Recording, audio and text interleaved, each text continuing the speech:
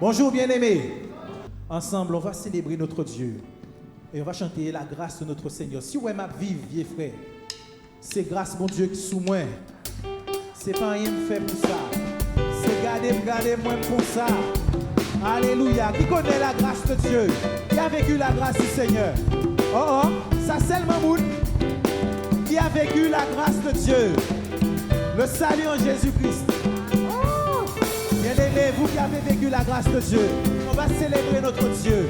On va le louer, l'adorer, parce que nous sommes reconnaissants de ce qu'il a fait dans nos vies. Ensemble, si ouais ma vie, c'est grâce mon Dieu qui s'ouvre. C'est pas rien fait pour ça, c'est garder, ouais pour ça. Si ouais ma vie, c'est grâce mon Dieu qui s'ouvre. C'est pas rien fait pour ça. Encore, si ouais ma vie, c'est grâce mon Dieu qui s'ouvre. C'est pas rien fait pour ça, c'est garder, si ouais ma vie, c'est grâce mon Dieu qui s'ouvre. C'est pas rien fait pour ça, c'est garder, si ouais ma vie, c'est grâce mon Dieu qui s'ouvre. C'est pas rien fait pour ça, c'est si ouais ma vie, c'est grâce mon Dieu qui s'ouvre. C'est pas rien fait pour ça, c'est qui t'aime louer, qui t'aime louer, mon Seigneur, qui t'aime adorer, qui t'aime adorer, qui t'aime adorer, glorifier, qui t'aime glorifier, qui t'aime glorifier. Si ouais ma fille, si ouais, ma vie, c'est grâce mon Dieu qui s'ouvre. C'est pas rien fait pour ça, c'est garder, moi pour ça. Si ouais ma vie, c'est grâce mon Dieu qui s'ouvre. C'est pas rien fait pour ça, si ouais ma vie, c'est grâce mon Dieu qui s'ouvre. C'est pas rien fait pour ça, c'est garder, si ouais ma vie, c'est grâce mon Dieu qui s'ouvre. C'est pas rien fait pour ça, c'est garder, qui t'aime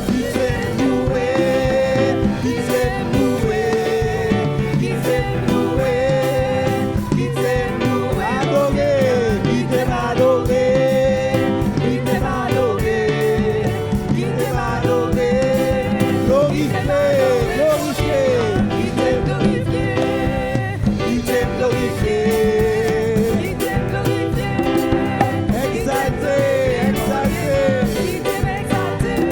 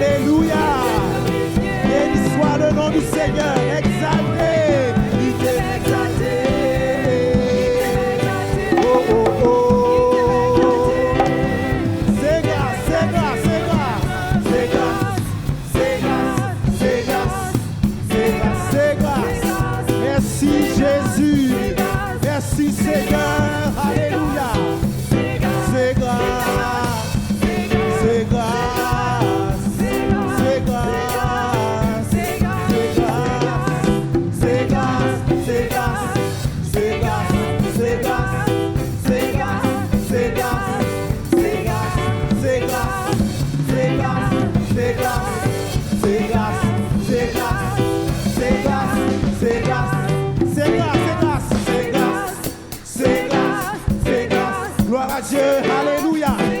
C'est grâce, c'est grâce, c'est grâce, c'est grâce, c'est grâce, c'est grâce, c'est grâce, c'est grâce, c'est grâce, c'est grâce, c'est grâce.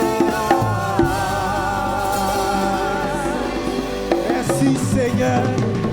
Merci mon Dieu. Alléluia Jésus. Toi seul agneau de Dieu pouvais nous faire passer par ce chemin de la grâce en toi-même pour la gloire de Dieu et pour le salut de nos âmes. Alléluia.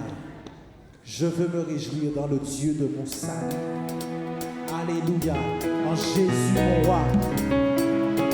Alléluia. David disait, redonne-moi la joie de ton salut. Nous avons la joie du salut en Jésus-Christ par le Saint-Esprit de Dieu. Tu as vécu le salut en Jésus-Christ. Manifeste ta joie. Alléluia. Je veux me réjouir dans le Dieu de mon salut. En Jésus mon roi. Je veux me réjouir dans le Dieu de mon salut. Encore une fois, je veux me réjouir. Je veux me réjouir dans le Dieu. Alléluia.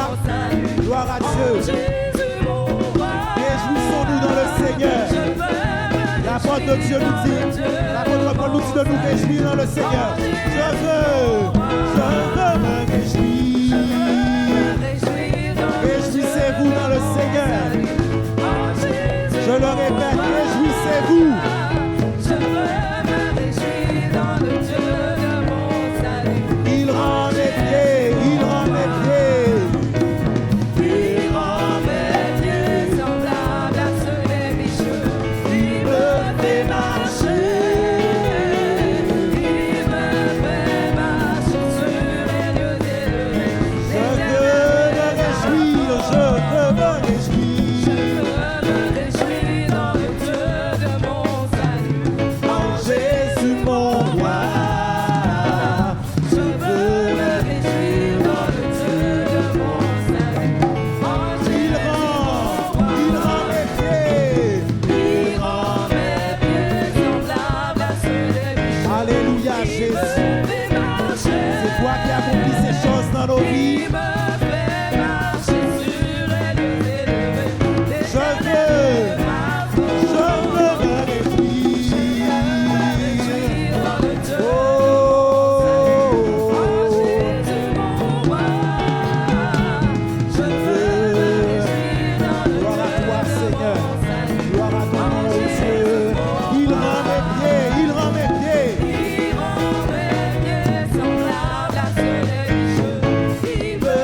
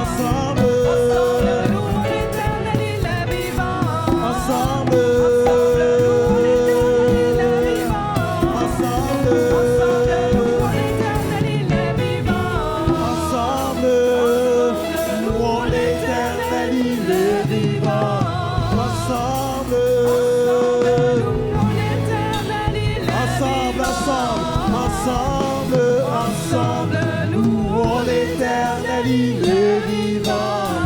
Ensemble, louons l'Éternel, il est vivant. Alléluia, Jésus. Tu es vivant, Seigneur. Nous ne célébrons pas un Dieu qui est mort. Nous célébrons le Dieu qui est vivant, le Dieu de la vie. Alléluia. Gloire à toi, Seigneur. Mon Dieu est puissant. Il déplace les montagnes. Dans l'orage, m'accompagne. Abrite sous ses ailes. Béni soit ton nom, Seigneur. Nous sommes comme tes enfants.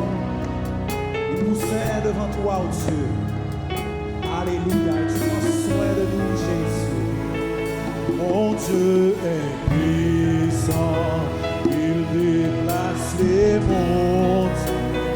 Dans l'orage, m'accompagne. M'abrite sous ses ailes. Mon Dieu est puissant.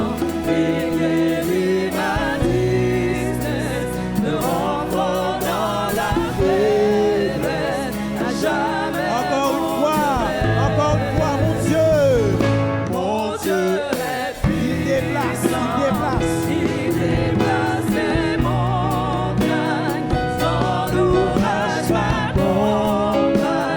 M'abrite sous ses ailes. Mon Dieu est puissant. Il guérit ma tristesse. Me renvoie dans la faiblesse. Encore une fois, mon Dieu est puissant, il déplace. Mon Dieu est puissant. Il déplace les montagnes. Alléluia. Dans l'orage, m'accompagne. M'abrite sous ses ailes. Alléluia. Mon Dieu est puissant. Gloire à toi, Jésus.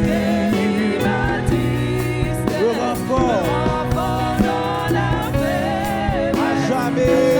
Refrain. Mon Dieu est puissant.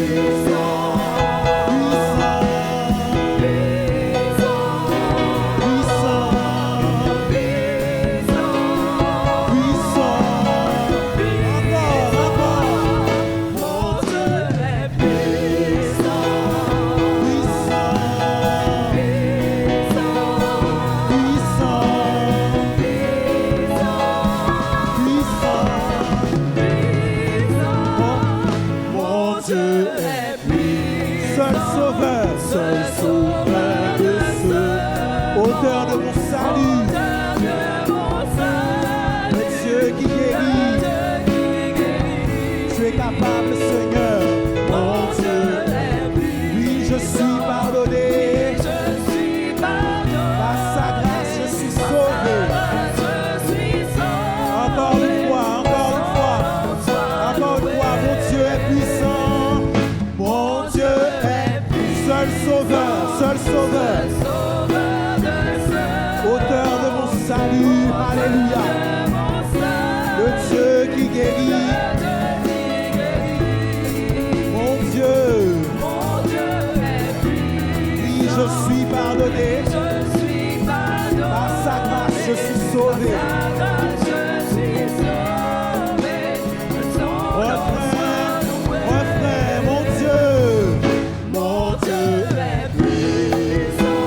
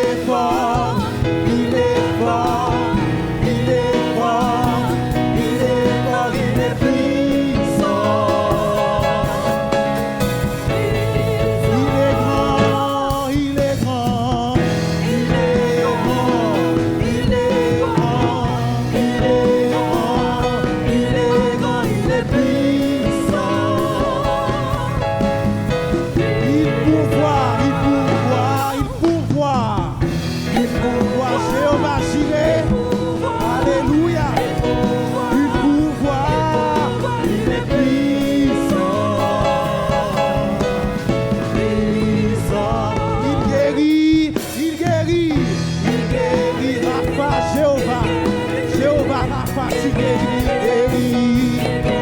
Il est puissant. Oh, il bénit, il bénit. Il bénit, il bénit, il bénit. Il est puissant.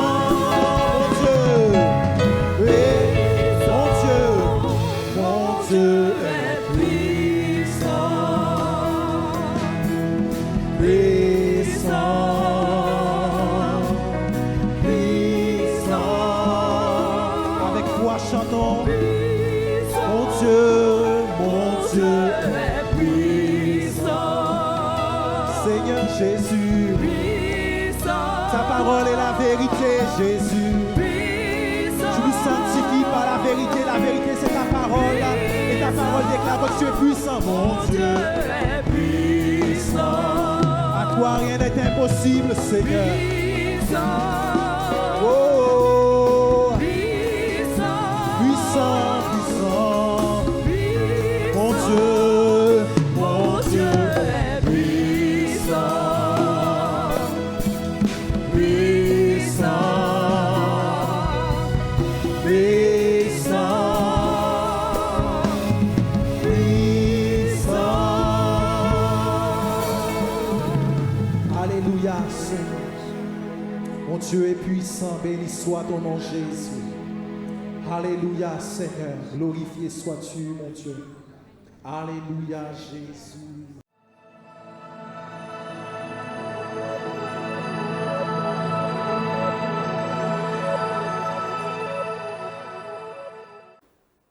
Merci aux uns aux autres d'être là ce matin. Vous avez pris le temps, vous avez choisi d'être là. Vous êtes à la bonne place, vous avez choisi la bonne part.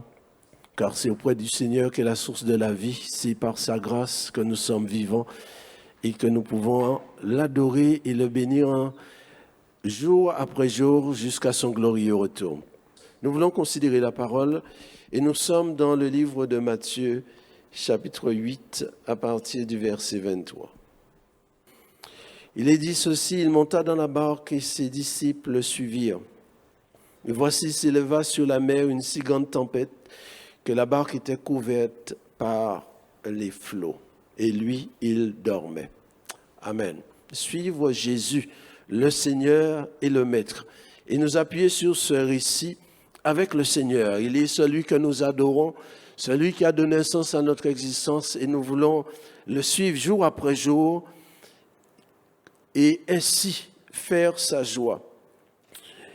Aujourd'hui, le sous-thème « Ne crains pas la tempête ». La tempête peut revêtir beaucoup de formes, plusieurs formes. Ne crains pas la tempête, quelle qu'elle soit. Ne crains pas la tempête. Ce n'est pas l'homme quand il marche à diriger ses pas, c'est le Seigneur qui doit le conduire, le Seigneur qui a dit lui-même « Je suis le chemin, la vérité et la vie ». Jésus est le chemin, la vérité et la vie. Et quand nous le suivons, nous sommes sur un bon chemin. Et le mauvais chemin, c'est ne pas suivre Jésus. Alors déjà, s'il y a quelqu'un qui n'avait pas encore choisi, de suivre Jésus, il n'est pas trop tard, mais il est temps. Parce qu'il est le seul chemin, il est la vérité, il est la vie. Voyez-vous, ici, c'est Jésus qui va donner l'ordre de passer de l'autre côté. L'évangile de Marc et de Luc nous relate aussi ce récit. Passons de l'autre côté. C'est le Seigneur Jésus qui prend cette initiative. Il invite des hommes à le suivre.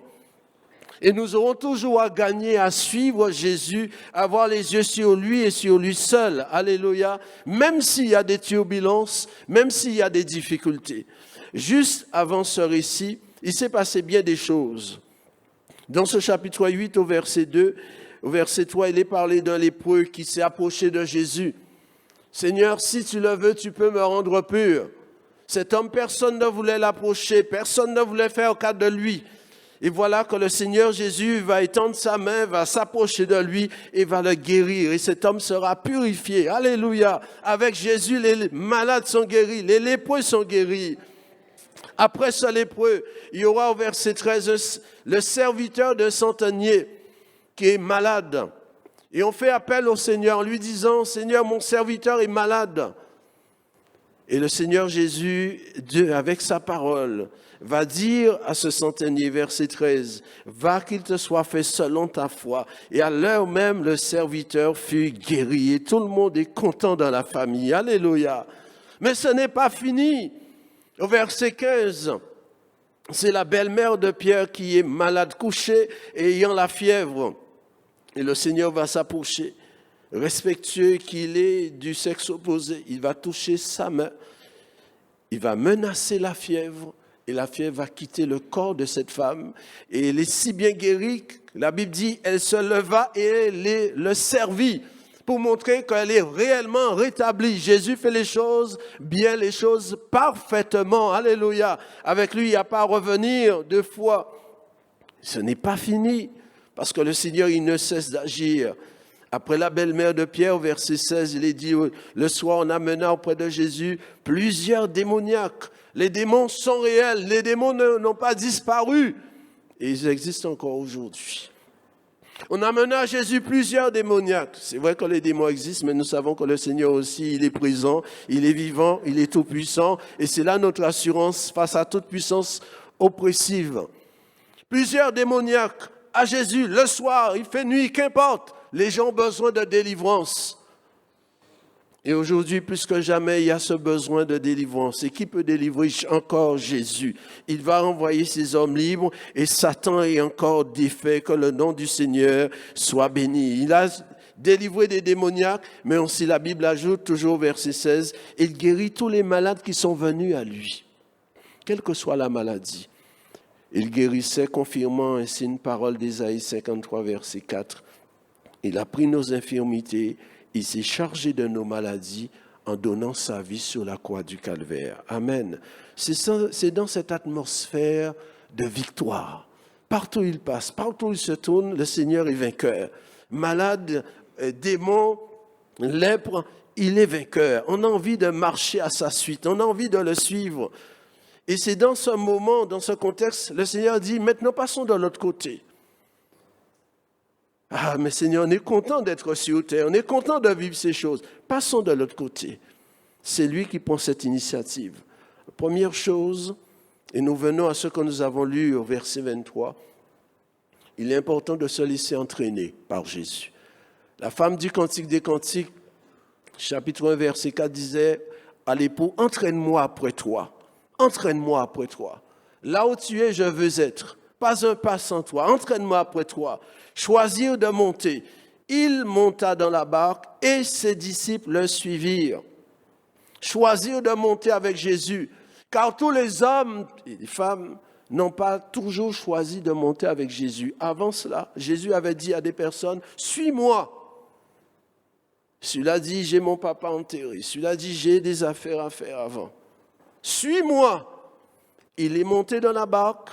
Et les disciples, ses disciples, ceux qui voulaient le suivre, vont le suivre. Il n'oblige personne à le suivre, mais ceux qui veulent le suivre seront toujours gagnants. Choisir de monter dans la barque. Parce que même si nous sommes dans une barque, si on est avec Jésus, avec mon Dieu, nous ferons des exploits. Même si c'est la nuit, même si c'est sur l'eau, avec mon Dieu, nous ferons des exploits, dit le Psaume 60, verset 14. Avec Jésus, il faut s'armer de la pensée du quoi qu'il m'en coûte. Il fait nuit, il nous a dit, venez avec moi, suivez-moi. Seigneur, quoi qu'il m'en coûte, ce n'est pas seulement pour les autres. Quoi qu'il arrive aussi, c'est aussi pour moi. Quoi qu'il m'arrivera, dès que tu es là, pas de panique. Même s'il faut aller affronter vent et marée, avec toi, tout est possible. Jésus a un projet. Passons de l'autre côté. Seigneur, il fait noir. On pourrait attendre. Passons de l'autre côté. Et quand Dieu a un projet, il a un budget. Et les projets de Dieu, ce sont des projets de paix et non de malheur, afin de nous donner un avenir et de l'espérance. Le Seigneur a de la suite dans les idées. Passons de l'autre côté. Mais Seigneur, on est si bien là. On a vécu des choses. Pourquoi aller ailleurs? Passons de l'autre côté. Les ordres du Seigneur sont sages. Et nous sommes invités à le suivre. Quand il nous dit « suis-moi », cela signifie « accompagne-moi ». Allons dans la même direction. Et c'est pourquoi ce thème est choisi, suivre Jésus, le Seigneur et le Maître. Allons dans la même direction. Il monta et ses disciples montèrent aussi avec lui. Verset 24. Et voici, il s'éleva sur la mer une si grande tempête que la barque était couverte par les flots. Et voici. Notre évangile dit alors. Une fois qu'ils ont choisi de monter, ils commencent à ramer, ils ont quitté la plage, alors, comme une voie de conséquence, comme pour nous dire que cela fait partie aussi du chemin. Cela fait partie du parcours. Le Seigneur ne nous a jamais dit que la vie avec lui serait comme un long fleuve tranquille. Non. La vie avec lui, c'est la meilleure. Même si c'est difficile. Cela fait partie du parcours. Et voici, comme si la tempête n'attendait que cela. Ils partent, et bien voilà aussi la tempête se lève. Et il s'éleva une si grande tempête que la barque était couverte. Tempête dans le sens qu'ils étaient secourés. Ça tremblait. C'était comme un séisme. Et on imagine la panique à bord tout d'un coup. Quand on est dans une tempête, quand il y a un tremblement de terre, on peut faire des simulations, mais quand la terre tremble, on ne se dit pas « Ah, je me souviens que la porte de sortie était là ». Quand on est dans une tempête, on oublie où on va. On ne pense qu'à sa survie, on est déstabilisé. Ils sont sur l'eau. Vous imaginez les choses, la nuit, avec les vagues. On est déstabilisé. Et bien souvent dans cette vie, il y a des tempêtes qui déstabilisent, qui nous secouent, qui nous ébranlent. N'oublions pas qui avait parlé. Le Seigneur a dit, passons de l'autre côté. C'est le Seigneur Jésus. La Bible nous invite à avoir les yeux fixés sur Jésus, qui, c'est Hébreux chapitre 12, verset 6, qui nous le précise en le lisant tranquillement. Cela nous aidera assurément. Hébreux 12, à partir du verset 2. Ayant les regards sur Jésus qui suscite la foi et l'amène à la perfection, en échange, en vue de la joie qui lui était réservée, il a souffert la croix, méprisé l'ignominie et s'est assis à la droite du trône de Dieu. Regardons à Jésus, nous le suivons, il est notre modèle. En vue de, il savait que le Père avait mis quelque chose devant lui, en vue de. Et avant le trône, il y a eu la croix. Cela pouvait ébranler, cela pouvait terroriser. Mais la Bible dit, il a méprisé, il a souffert la croix, il a méprisé l'ignominie. Vous imaginez, lui, le Créateur, le Saint, ses propres créatures vont cracher sur lui. Il va supporter tout cela. On va le couronner d'épines. Il va supporter tout cela dans son amour pour nous. En vue il y avait devant lui le trône. Il aurait pu renoncer, dire non, je saute à terre, je fais demi-tour. Non, il a choisi d'aller en vue les yeux fixés sur le trône. Pour rien au monde, je ne voudrais manquer cela. Et sur quoi avons-nous les yeux fixés encore ce matin? Il y a une récompense, il y a un trône, il y a un salaire. Même Moïse, la Bible parle de lui dans le livre aux Hébreux, au chapitre 11, verset 26. Moïse, il a refusé. Il ne s'est pas laissé effrayer par la colère du roi. Il avait les yeux fixés sur la rémunération. Et nous sommes invités à ne pas manquer l'objectif, ne pas détourner les yeux, parce que bien des choses peuvent venir comme pour nous faire dévier. Je l'ai dit, quand la tempête est là, on oublie où on va. Déjà avec le vent qui nous tourne dans tous les sens, il n'y a plus de repères. Mais on peut très bien vite oublier. Et l'oubli, c'est quelque chose de grave. Que Dieu renouvelle notre intelligence et nous aide à ne pas oublier. En effet, Gadara, c'est parce que c'est là qu'ils vont atterrir, signifie le lieu de la récompense. Il y a un bonheur. Le Seigneur forme sur nous des projets de paix et non de malheur afin de nous donner un avenir. Il y a un avenir. Et par conséquent, je dois regarder à cette récompense et rien d'autre. Même s'il peut y avoir persécution, il peut y avoir douleur, maladie, pauvreté, abandon, rejet. Ce sont autant de tempêtes qui peuvent secouer nos vies. Je dois garder les yeux. Qu'est-ce qu'il a dit? Il y a le trône. Parce que le trône aussi est pour nous. Parce qu'il a dit, celui qui vaincra s'assiera avec moi sur mon trône, comme moi j'ai vaincu et je me suis assis avec mon Père sur son trône. Il a dit, allons de l'autre côté. Et de l'autre côté, il y a Gadara. Allons de l'autre côté.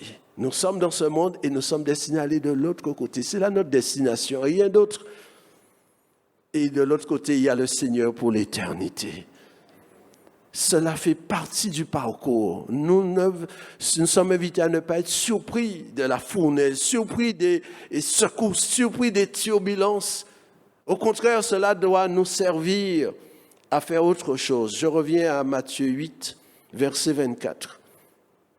Troisième chose, il est dit, lui, le Seigneur, il dort. Il dort. Une situation anormale, tempête, vague qui monte, de l'eau qui vient, on peut chavirer, et lui, il dort. Il vit normalement dans une condition anormale. Et c'est ce dont nous avons besoin aussi. Et ce n'est pas parce qu'il dort qu'il est absent, ce n'est pas parce qu'il dort qu'il est indifférent. Il dort.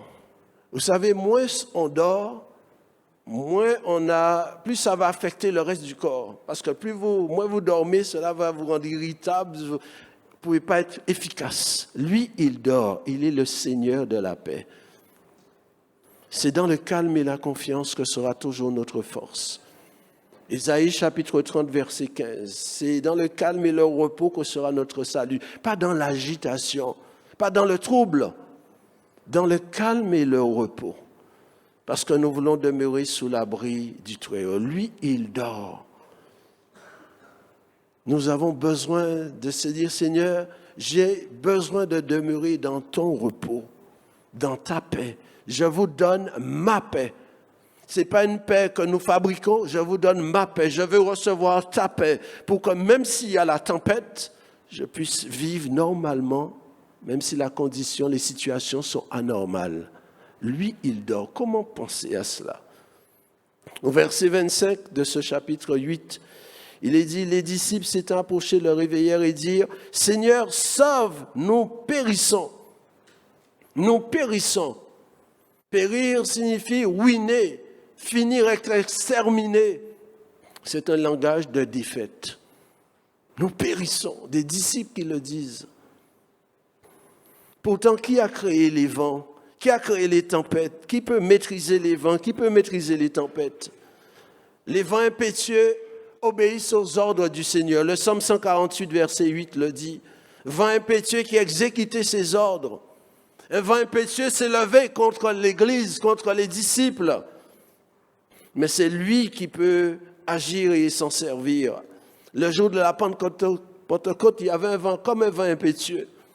Et cela n'a pas démoli la maison, mais cela a servi à remplir les disciples de joie, de paix, de foi et surtout d'Esprit Saint. Alléluia. L'oubli de la parole est un grave danger aussi. L'oubli de la parole. La parole est la vérité. Et je dois la serrer dans le coffre-fort de mon cœur. La garder plus que toute autre chose. La parole, elle est faite pour aller dans mon cœur. Ce n'est pas une parole humaine, c'est la parole c'est pas la parole d'un homme, c'est la parole du Dieu vivant. Cette parole ne doit pas s'éloigner de mon cœur et de ma bouche. Le Seigneur disait à Josué que la parole ne s'éloigne point de ta bouche. Josué chapitre 1, verset 8. Qu'est-ce que le Seigneur avait dit? Passons de l'autre côté. Passons de l'autre côté. Qui a dit cela? C'est le Seigneur et le Maître. Passons de l'autre côté. Il n'a pas dit allons couler, allons dans le canal. Passons de l'autre côté. On a oublié la parole. Et ils auront un discours qui ne va pas dans la direction du Seigneur. Nous périssons. Est-ce que le Seigneur a dit allons périr? Il a dit passons d'un point à un autre point. Avoir un discours qui va dans la même direction que le Seigneur, c'est ce que nous sommes invités aussi à avoir. Parler la parole de Dieu. Le Seigneur a dit passons, je regarde à lui, je regarde ce qu'il a dit, qu'importe ce qui vient à mes oreilles, qu'importe ce qui se fait à droite ou à gauche, qu'importe le bruit du vent, qu'importe les menaces du diable, qu'importe les paroles méchantes des hommes, il a dit, alors je serre dans mon cœur ce qu'il a dit, j'ai le même discours que lui. Parce que mon discours, comme le discours des disciples, peut ou bien apporter le calme, ou bien amplifier la situation. Alors quand on vient dire « nous périssons », on imagine que personne n'a le visage joyeux. Mon discours peut apporter le calme, ou bien amplifier la situation. Nous périssons, mais c'est terrible. Matthieu 8, 26, le Seigneur leur dit « Pourquoi avez-vous peur, gens de peu de foi? Ne devenons pas esclaves de la peur. » La peur s'est emparée d'eux. La peur a apparu quand l'homme a péché. Quand la communion avec Dieu a été interrompue, l'homme est devenu un être qui avait peur. Ce n'est pas une chose que Dieu veut pour nos cœurs, pour ceux qui lui appartiennent, pour ceux qui le suivent. On ne peut pas suivre Jésus et vivre dans la peur. C'est dans la paix que tu dois vivre, enfant de Dieu, disciple du Sauveur. Ne soyons pas esclaves de la peur. La peur les avait saisis. Nous sommes esclaves du Maître, du Seigneur Jésus, du Maître des cieux et de la terre et du Maître des flots aussi. Amen. L'évangile de Marc précise, pourquoi avez-vous si peur? Où est votre foi? Dit l'évangile de Luc. Voyez-vous, ce n'est pas la tempête qui a réveillé le Seigneur. Ce sont les disciples. Ce n'est pas la tempête qui l'a réveillé. Ce sont les disciples qui l'ont réveillé. Ils s'approchèrent et le réveillèrent. Et ils paniquent. La tempête est là. Parce qu'on aurait dit, avec une tempête comme ça, comment on peut dormir? Ce sont les disciples qui vont le réveiller. Et le Seigneur va traiter les choses comme il convient. Avant de s'intéresser à la tempête, nous sommes plus importants que les tempêtes. Il s'intéresse à ses disciples, aux âmes. Nous avons plus de valeur que l'univers entier. Dieu vous aime, vous, plus que les tempêtes. Alors il règle ses comptes avec ses disciples. Pourquoi avez-vous si peur? Je suis là. Je suis là. Il calme les cœurs. Et après cela, il va menacer.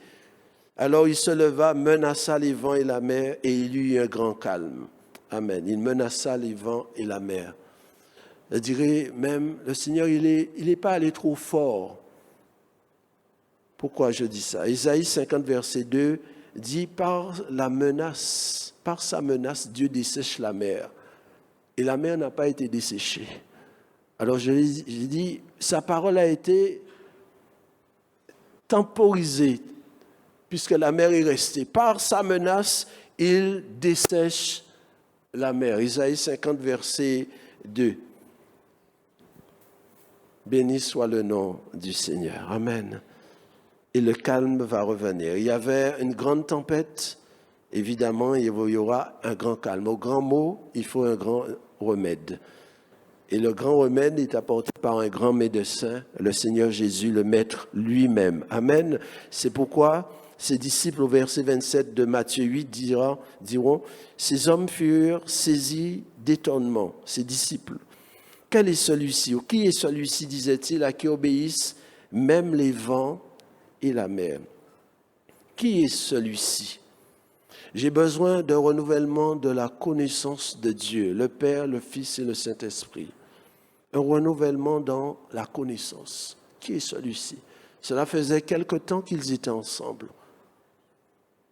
Mais ils avaient encore besoin de le connaître. Cela peut faire des années que nous nous sommes engagés avec lui. J'ai encore besoin de le connaître. La vie éternelle, c'est qu'il te connaisse. La vie éternelle ne suffira pas à connaître Dieu parce que Dieu, il est infini. Alléluia. Connaître celui qui est là. Qui il est, celui-ci? C'est Jésus, le Fils de Dieu, le Créateur, celui qui change les temps et les circonstances selon son plan. Le croyons-nous, le recevons-nous. Ils étaient là avec lui. Qui est celui-ci? Oui, on l'a vu guérir le lépreux, on l'a vu chasser les démons, on a vu menacer la fièvre, on l'a vu guérir à distance un homme qui avait un serviteur malade. Mais on n'avait jamais vu quelqu'un parler au vent et à la mer. Comment la mer a des oreilles, le vent a des oreilles? Qui il est? Il est le Créateur. Chaque jour de notre vie, puissions-nous nous souvenir, ne serait-ce que lorsque nous sortons, nous levons les yeux en haut et nous voyons qu'au-dessus de nous, il y a le ciel. Et s'il y a le ciel, c'est qu'il y a un Créateur. Ce n'est pas l'homme qui l'a fabriqué. Dieu est Créateur. Et en toute situation de notre existence, cela doit sans cesse revenir à notre cœur et à notre mémoire. Dieu est le Créateur. Il a créé les cieux et la terre. Et au commencement, c'est lui. Et ensuite, il nous a donné ce Rédempteur pour que nous puissions être arrachés de notre vaine manière de vivre. Je reviens à Matthieu 8, 25. Les disciples s'étant approchés, c'est notre proximité avec Jésus qui nous donnera de le connaître. Notre proximité. Plus nous sommes loin de lui, moins nous le connaîtrons. Voyez-vous, plus on est en contact avec une personne, mieux on le connaît. Comme l'homme et la femme, ils se connaissent dans plusieurs sens du mot même. Connaître, parce qu'ils sont ensemble. Alors l'un connaît le cœur de l'autre. C'est en étant proche de lui, en cherchant sa parole, en cherchant sa présence dans sa parole, en venant dans des moments dans des lieux où son nom est évoqué. Je recherche cette proximité avec lui. Alors là, je le connaîtrai. Je passerai du temps avec lui. Et là, je le connaîtrai. Tellement de choses sont là comme pour voler notre temps. Le monde nous donne des occupations. Et on n'a pas toujours le temps de prier. Mais la prière ne doit pas prendre des vacances. Parce que c'est notre connexion avec Dieu qui nous permettra de ne pas nous laisser ébranler. S'étant approché.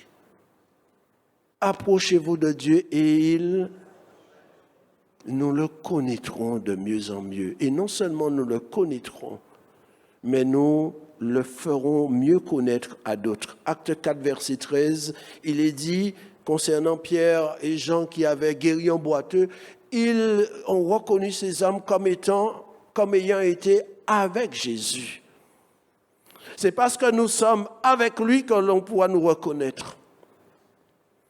Étant avec lui, nous pourrons le connaître. Ayant été avec lui, on pourra nous reconnaître. Ayant reconnu que ces hommes ont été avec Jésus. Le temps passé avec lui ne sera jamais un temps inutile. Quelle que soit la forme physique, j'ai besoin de lui, j'ai besoin de le suivre, de le coller de près, d'être avec lui, de passer du temps en sa présence. Si j'aime mon Dieu, j'aime sa parole, j'aime sa présence, je ne veux pas être loin de lui. Je veux même mettre de côté un instant les appétits de la chair pour chercher encore plus profondément sa présence et ne pas me laisser distraire. Voyez-vous, le Seigneur avait dit à ses disciples à ce moment-là, « Où est votre foi ?»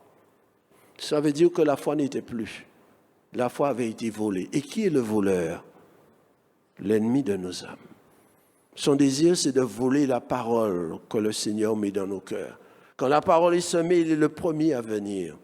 Voler, parce que la foi a disparu. On n'a pas gardé ce que le Seigneur avait dit. Et lorsque nous sommes en sa présence, alors il nous rappelle sa parole.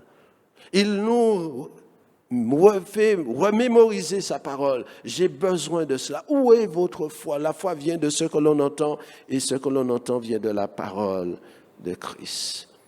Je prendrai ce dernier exemple pour terminer. Job chapitre 38, verset 8.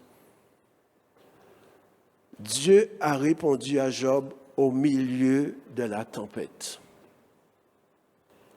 Je me suis dit, mais attends, c'est bien ce qui est écrit. Au milieu de la tempête, Dieu répond à Job. Et Job entend, Job comprend. Et Job réagit. Et pourquoi Dieu a choisi au milieu de la tempête de répondre à Job? Pour montrer qu'il est le maître même des tempêtes. Et que ce qui est important, ce n'est pas la tempête, c'est sa parole. Au milieu de la tempête, il répond à Job. Job, tu entends quand même, ne te laisse pas ébranler par les éléments extérieurs, mais que ton cœur ne tremble qu'à mes paroles. Au milieu de la tempête, Dieu va lui parler. Il va lui parler des animaux, il va lui parler de bien de choses. Au milieu de la tempête, cela est dit 2 fois.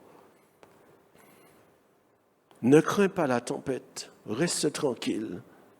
Si Dieu est là, tout va bien. C'est auprès de lui qu'est la source de la vie, la source du repos, du réconfort. J'ai besoin d'être auprès de lui. J'ai besoin de le suivre, mais le dessus de très près, pas au loin. Comme Pierre qui, lorsqu'il allait être crucifié, suivait de loin pour voir comment cela finirait. Mais quand je le suis de près, je sais que même la mort a trouvé un maître, même la mort est vaincue, et au-delà de la mort, il y a de l'espérance. C'est pourquoi j'ai besoin ainsi de savoir, de le découvrir comme étant un abri. Ces hommes auraient pu dire, tu as été pour nous un abri contre la tempête. Notre seul abri, c'est toi. Alors si tu es mon seul abri, garde-moi de vouloir faire mon curieux pour mettre le nez dehors, mais de toujours rester à l'intérieur et rester sous ton aile, aujourd'hui et à jamais. Suivre Jésus, le Maître, il peut nous entraîner par des chemins que nous n'avons pas imaginés. Mais l'important, ce n'est pas le chemin, n'est pas l'endroit, même si c'est au désert, même si c'est sur la montagne, sur la mer, ou qu'importe. L'important, c'est que je sois avec lui. Et si je suis avec lui, il sera avec moi. Que le nom du Seigneur soit béni. Amen. Cachez-moi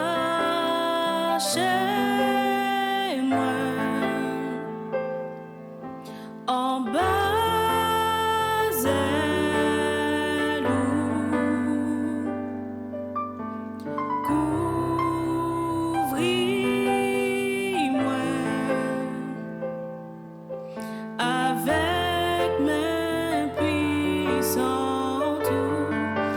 Cachez-moi.